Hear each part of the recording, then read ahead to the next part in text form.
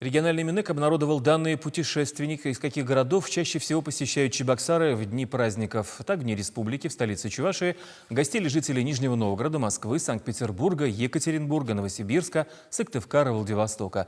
В ведомстве пришли к выводу, что событийный туризм привлекает в регион людей. Особой популярностью у жителей других субъектов также пользуется оздоровительная программа, которую предлагают чувашские санатории.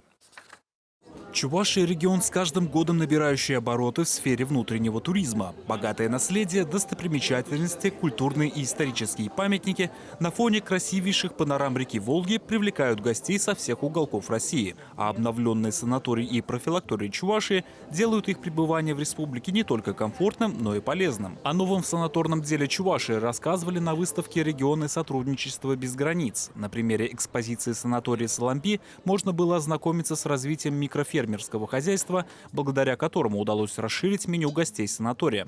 Хорошая практика производства экологически чистых натуральных продуктов – лишь одна из сторон оздоровительного отдыха.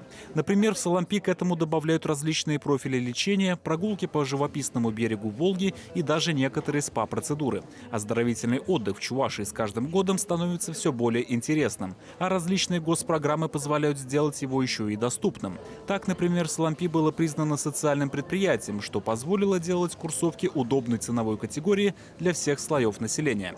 Представители санатория говорят, что видят хорошие перспективы в плане развития внутреннего туризма, ведь в республике для этого есть много возможностей, многие из которых в Салампи с удовольствием предлагают отдыхающим.